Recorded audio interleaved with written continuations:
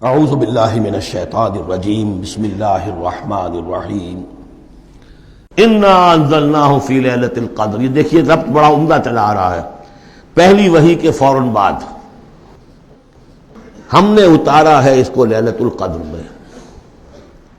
وما ادراک ما لیلۃ القدر، کیا تم جانتے ہو کیا ہے لیلۃ القدر؟ لیلۃ القدر خیر من الف شہر، وہ لیلۃ القدر 100 مہینوں سے بہتر ہے۔ تنزل الملائکۃ والروح، وہاں ہم پڑھ چکے ہیں تفصیل سے کہ یہ اینول بجٹ سیشن ہے اللہ تعالیٰ کا اس دنیا کے نظام کے لیے۔ ہر سال میں جو کچھ ہونا ہوتا ہے اس کے فیصلے ہو جاتے ہیں۔ فیہا یفرق کل امر حکیم، اس شب میں سب فیصلے ہو جاتے ہیں، اگلے سال کیا کچھ ہونا ہے، اور وہ فرشتوں کے حوالے کر دیے جاتے ہیں۔ ایشو ہو گئے آرڈر، اب ان کی ہے امپلیمنٹیشن۔ یدبر الامر من السماء الى الارض ثم یعرج الیہ، فرشتے جو ہیں امپلیمنٹ کرتے ہیں ان احکام کو، اور پھر وہ رپورٹیں جو ہے واپس پہنچتی ہیں۔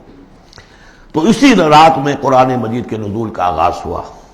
تنزل الملائکۃ والروح فیہا باذن ربہم، اس رات میں اترتے ہیں فرشتے بھی، اور الروح روح الامین، روح القدس، وہ کہ چونکہ ان کا ذکر عام طور پہ علیحدہ اس لیے کیا جاتا ہے جو ہم 2 دفعہ پڑھ چکے ہیں۔ علمہ شدید القویٰ ذو مرۃ فاستویٰ، تو ان کی خاص شان ہے فرشتوں میں کہ مطاع ہیں، مطاع ثم امین، ان کے سردار کی حیثیت رکھتے ہیں۔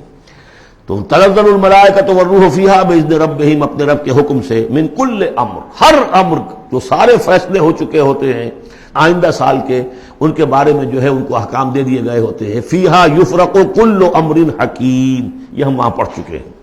سلام، اور یہ رات جو ہے اللہ تعالیٰ نے پھر اس کی برکات ایسی رکھی ہیں کہ اگر اس میں کوئی شخص جو ہے اللہ کا خاص طور پر عبادت گزار بندہ جو ہے اس سے دعا کرے تو اللہ تعالیٰ اس دعا کو قبول کرتا ہے۔ عبادت کا جو اجر و ثواب ہے وہ اس ایک شب کا وہ 1000 مہینوں کے اجر و ثواب سے بڑھ جائے گا۔ ہی حتی مطلع الفجر، یہ فجر کے طلوع ہونے تک یہ رات ہے۔